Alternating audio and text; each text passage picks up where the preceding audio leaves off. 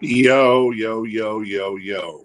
Yeah, this is our post game studio. The power is out at my house, so I'm literally at a friend's house outside on his porch, and it makes sense that I would be doing this way because this game was janky too. I don't know where to start, other than there's a saying in um, there's a saying in fights, whether it's boxing or MMA, um, don't leave it in the judge's hands. I looked at that. I looked at that foul at the end. That's if they'd have called that foul on us, we'd have been pissed. I don't. It by the book was not a foul, and I think De'Aaron might disagree. But that's on the follow through, and they're not supposed to be calling the high fives this year. Um, but the foul on Schroeder was just garbage. It was just weak. It was just absolutely a weak call. Um, it should not have been called. You don't call it in that situation. If that was LeBron, it doesn't get called. If that was those, that doesn't get called by stars, and refs shouldn't. They just shouldn't ref that way. And now we're sitting here, and it makes me think about after that Charlotte game. Remember that Charlotte game, and we were talking about how that was really the first bad loss we'd had all year. Okay, well, now you have Charlotte, you have Washington. We were favored, even though it was one over Atlanta, and now the Lakers, and now all of a sudden this whole homestand stretch. Remember, we're on the road almost the whole month, from like January 28th to February 28th. It's something ridiculous. Like we're at home for like 2 or something. Granted, a lot of those road games are winnable, but this was where we're supposed to get really, really healthy. Losing to Atlanta, I could stomach because Atlanta is not a bad team, and I understand the Lakers have LeBron James, but listen, when you're giving up, when you're going into the fourth quarter and you've already given up 100 plus, you can't do that. You just you can't do that, and it sucks, man. It sucks because this team is better than this. This team's a lot better than this, I think, right? And I'm really tired. We've done this whole thing where we're the Robitussin of the NBA.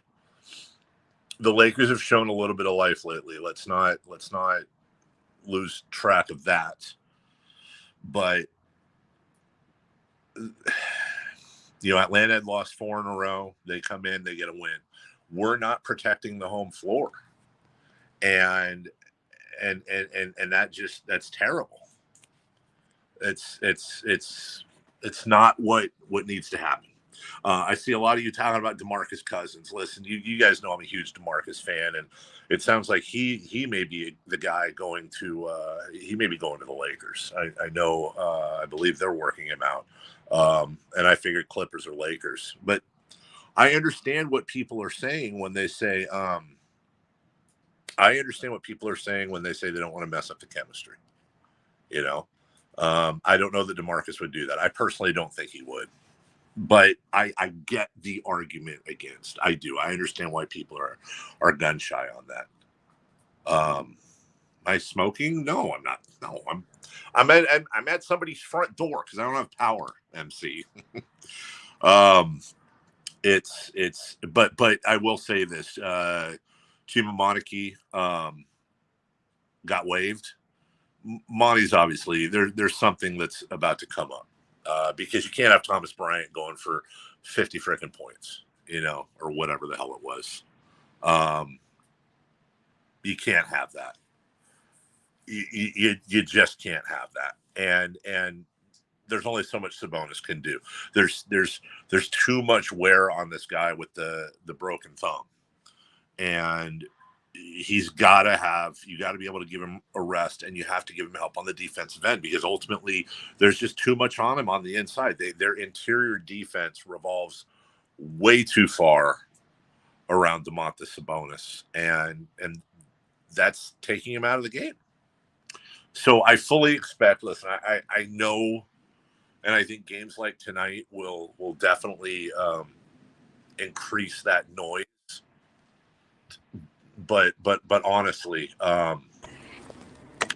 it's tough. Let me see if I can do this right now.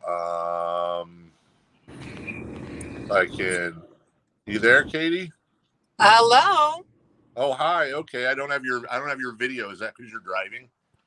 That is because I'm driving. I'm not doing video. Yes. Ladies and gentlemen, Katie Christensen is in studio with us right now. That's the little icon, but she's driving, so I'm glad you're on hands-free. Katie, we were just talking, and thanks for joining us. If you probably don't know this, but I'm at my friend Ron and Shannon's house because my power is out. So I am I'm in their front yard by their porch light talking. I think games like tonight, and I'm not trying to jump any guns here, but I think games like tonight, amongst other things, show that we need some help down low. Chima Monarchy was just waived. You got to think that that Monty's got something in mind, but Tomas needs some help down low. Yeah, I think that this has been an issue kind of all season, and it's not even just this year. It was last year as well. This has kind of been something that has been a weakness for this Kings team for some time now, and it's really easy to say, well, we need to address it, and then actually being able to find a suitable solution that works, that you have a team that is willing to also work with you to execute a trade. Like, that's easier said than done. But yes, this is an issue. You had Washington come in here, and after the game, Kyle Kuzma talking about, we know that the Kings don't defend the paint well, so that was our goal, get in there every time. That's what the Lakers did tonight. They got Domas and into a pick and roll situation every single time, drew him out, tried to get him in additional foul trouble, and then the basket was completely exposed. So yes, it goes without saying that there needs to be some help down there. And the question is whether or not Monty McNair in the front office will have the ability to address it at this kind of, the upcoming trade deadline. Yeah, that's the thing. It's tough because you got a chemistry thing you got to deal with. Obviously, there's not this giant slew of big men out there. We're in Sacramento, so there's a number of people in the chat, which is kind of what brought this up. Looking at wanting to bring DeMarcus Cousins back home, and I love DeMarcus. I know you do too, but I fully understand the trepidation in messing with chemistry. And I do think DeMarcus could add something as a backup center. I do think in what he showed last year that he's good in spurts, and it does sound like he's grown and matured. As much as I love the guy, I don't know, and I certainly would. That's why Monty gets paid a ton. I don't know that I'd want to make that bet right now. Well, I think the difficult thing in that is, and let me preface this by saying, and Dave, this because, you've known me all these years. Like, I love DeMarcus as a person. He was phenomenal here. I had a very good relationship that I had to build with him from the bottom up while he was here as a player. Yeah. I have a lot of respect for him as a player, but I don't know that bringing DeMarcus back addresses our issue defending the paint. Yeah. Yeah. So that to me isn't really the answer. And I try to look around the league at who has players in that backup kind of role that they would be willing to part with. There's not a lot of them. I will say this, somebody that I think has fallen out of the rotation because of the play of Bol in Orlando, Mo Bamba is someone you've got to wonder if they're going to take a look at. But it needs to be someone like that. And we'll see what happens with Damian Jones. There's rumors, he's obviously on the Lakers. Yep. There's rumors that they might be clearing up a roster spot and that he would be the person to go. I felt like he was phenomenal as that backup guy last year. Definitely kind of better than what we're facing right now, just because of his length and his shot blocking ability. And that's not a knock on Rashawn Holmes, but he's undersized at that position. So you have two centers that are undersized, in terms of, you're not a 7-footer and you're not a major leaping shot blocker, then you've got to try and bring in something that's a little bit different than what you already have. Well, funny thing is that's the voice of Katie Christensen with us. There are rumors that roster spot that Jones may clear up might be for DeMarcus. I understand they brought him in for a workout last week. I agree with you on the Orlando situation. And I know that it's not necessarily going to be a name that is, going to make fans freak out. But even somebody like a JaVale McGee, who had great minutes last year for Phoenix, who seems to be kind of out of sorts with Dallas, you got to think Monty's looking for somebody who may not necessarily be a home run hitter, but that can give us 10, 12, 13 minutes of solid defense a night. Yeah. Yeah, no, 100%. And so, you also look at what Andre Drummond, who is a much different player than he was in the past, what he's able to do kind of in that role coming off the bench, just a big body. DeAndre Jordan is the same way for the you know what I mean, for the Nuggets. So it's like there's a lot of players like that are like former kind of starters, superstar caliber players that are now in the tail end of their career. So there are options. But I think that from the beginning of the season has been maybe the most startling kind of weak spot in the roster. But I am really concerned with the lack of scoring that we're getting from the bench.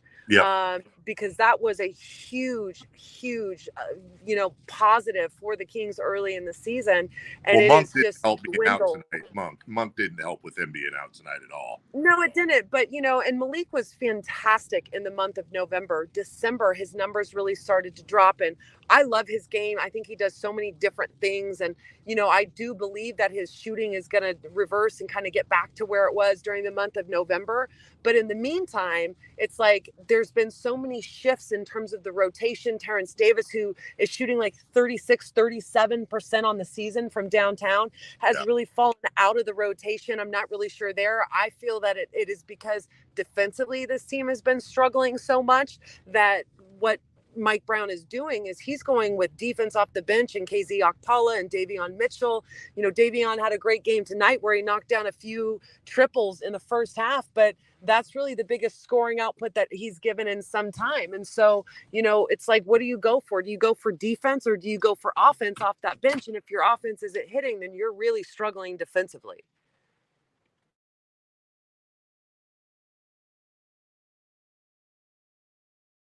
Dude, are we back? Can you guys hear me okay? I think we lost Katie for a second. I just pulled into my driveway. Sorry, I connected to Wi-Fi. I'm so sorry.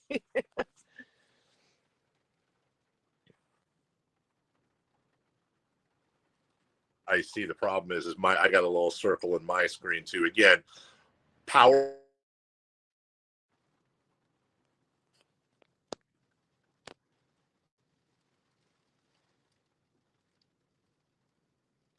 Conversation. Let me know in the comments. Can you guys still hear me okay? Let me know down in the comments, please, because I'm a little off tech-wise tonight.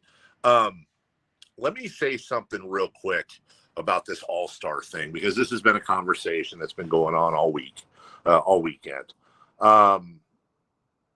There's been some talk, and not just by, thanks guys for acknowledging that, not just by people at the station. Let me just say this, there's more than one show at the station, and we're going to disagree on some stuff sometimes, and that's totally okay.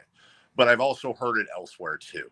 I am not here for Kings fans being blamed because Fox and Sabonis are not in the top 10. And some of you may have seen this, me talk about it on Twitter, but just in case, listen, when you follow the link from the team sending out the all-star ballot, it auto-populates all the starting players from that team. And it's a market thing. And Kings fans have, there's something that will make me absolutely crazy, and that's when people challenge Kings fans. I don't want to hear this, oh, Kings fans, you got to vote. Kings fans, you can't let Oklahoma City beat you. Get out of here with that. This is a fan base that for 16 years has supported this team, has gone to games. This is a fan base that literally beat Microsoft and what the hell did the other dude own? Chris Hansen, Microsoft, and I forget. Why am I forgetting the other big company that was involved in there? Somebody help me out. And you know, this is the most resilient, loyal fan base in the world, and they fully understand. They're not fools. They understand that this is a thing sponsored by AT&T, that the NBA sells for a lot of money to the sponsorship, and all they're trying to do is build engagement, and all they're trying to do is build a contact and a marketing list. We all know it doesn't matter what we do. We're not voting these guys in to start. It's going to be up to the coaches. So why participate in a rigged system so you can feel better? I'm not saying don't vote. I'm not saying don't vote at all. Go ahead, vote if it makes you feel better. Vote if you want to. Vote if you think it makes you do your, you know, you're doing your part. That's fine. But hold on, Angel, what are you talking about, weirdo? Are you talking to me, or is this someone's freaking out online? Don't, please do not ever question Kings fans. Don't question Kings fans. Don't question their love for their team. Don't question their love for their players. Don't do it. Okay. If they're not voting it because it's part of a rigged system. Okay. It's not because these fans are, whatever. Okay. Mr. Angel has been drinking too much. So see you later, buddy. It's a rigged system. It's an absolutely rigged system. So say what you want, feel better, encourage people to vote. That's fine. Don't go after the fans. Don't do that. Don't go after the fans. Don't do it. As far as this game tonight, do I remember when the players go to the high school who put in the most votes for the Kings? Yes, I do. And by the way, the Kings absolutely are doing the right thing by doing marketing, the cool videos they've got out, and all that. A lot of that is, that makes players and agents feel good. It really does. I understand that, but that's what they need to do. I'm not here to hear slander towards Kings fans in any way, shape, or form, an insinuation of it, whatever it may be. I'm not here to hear that. I absolutely there's nothing I'm more protective of than Kings fans, and I'll put our fan base up against anyone. When you look at a vote situation, when you look at a vote situation where you've got Austin Reeves in there, I don't understand it. I really, really don't. Angel, what are you talking about? I put you in timeout because you're freaking out. Put the beer down and I'll have a conversation with you. You're sounding like a weirdo right now. You can vote. You can go to kings.com and look at the and download the ballots there. Could you vote at Fire Wings locations? I don't think so, but you should be able to. As far as this game goes, you got to play defense, man.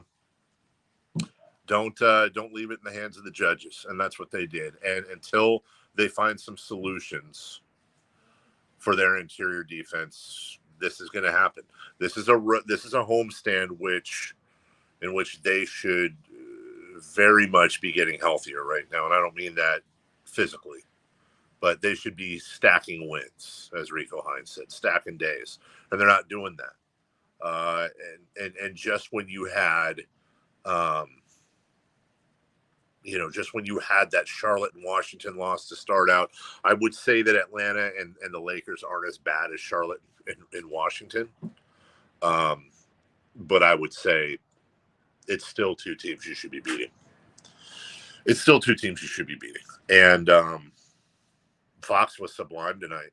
He continues to be clutch, but the problem is when you can't stop the other team putting the ball in the basket. That's that's you can score all you want. That's great. You got to play defense, and I think Mike Brown, and judging from his post game comments and what I'm hearing, okay, Angel, dude, I remember my first beer, bro.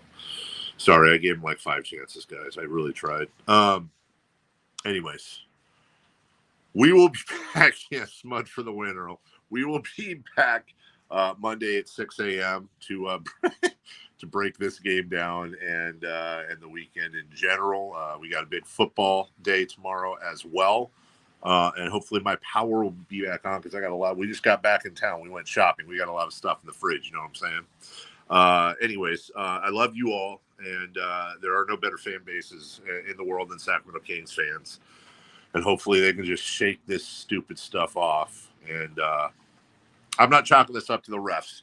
The refs had some bad calls. They did. And that Fox Schroeder call was stupid. But I'm not chalking it up to the refs. I'm chalking it up to bad defense, man. You play with your food. You play with your food. You play with your food. And I don't know what the rest of the saying is, but don't play with your food.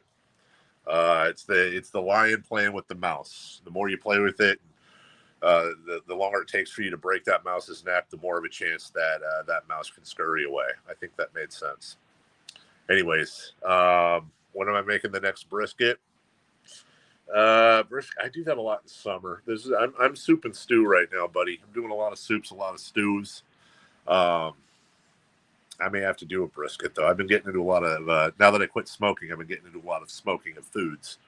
I might have to do another salmon and another cream cheese. We can talk about the rest if you want, guy. I'm trying to get off of this thing. We can talk about the rest if you want. And listen, that is the lowest hanging fruit. There's nothing more easy for me to do as a media guy that there's no better way to rally the troops than the refs. It's us against the world. I'm not saying that the refs were perfect by any means. I fully agree that the Fox Schroeder call when Schroeder went to the line to take the lead was BS. I don't think it was a foul on Fox at the end because they're not calling that high five. It certainly wasn't her getting fouled by Klay Thompson. I think we can point to the refs and that's fine, but then we're missing. It's like you got a gunshot wound and we're worried about a scratch to the knee. You know what I'm saying? Like, we have to diagnose the major illness here, and that's our defense. This should have never been close. We should have never left it in the hands of the refs to begin with. Yes, I would like for them to not make stupid, cheesy calls. But if you're not in that position, it doesn't matter. I hope that makes sense. I'm not saying the refs were perfect, but when I walk away from this game, the first reason I'm going to think we lost this game is because of the defense. And Lucky, I hear you on all season. The refs have been terrible this year. And we had a guy do some research on the show the other day, or one of our listeners.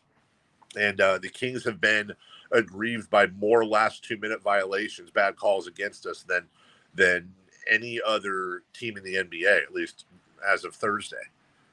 I hear you. But I got it. And yes, if you want to make an argument that throughout the season, the Kings have been screwed by the refs, I'm not going to argue that. I just don't want to be the guy that blames the refs constantly. And in the meantime, we're playing no defense. Like, if we do everything right, the refs screw us, I'm going to go there. That's my number one reason. But yeah, oops, you said it best. 61% on your home floor for the Lakers, who are not a good shooting team. That's not the refs. So, yeah, the refs are a symptom, but they're not the disease. The disease is we're not playing defense, and we're letting these teams hang around, and we're letting them knock down a few shots early, and we're letting them get confident. And, oh, by the way, you have the best player possibly in NBA history, certainly top 5 there as well. And, yeah, Mieo, I think, I'm sorry if I got that wrong. You're right. We just have to stop playing teams when they've played a back-to-back. Because apparently when teams play back-to-back, they're like 19-0 against us this year, which makes sense of that. We'll see you Monday at 6 a.m. Everybody have a great night. It's bad out there. Like I said, my power's out. I think most of you guys have your power on, but including this guy. But my power's out. Be safe out there. It's windy, it's rainy, and blah, blah, blah. We'll see you Monday at 6 a.m. Go Kings. Bye-bye now.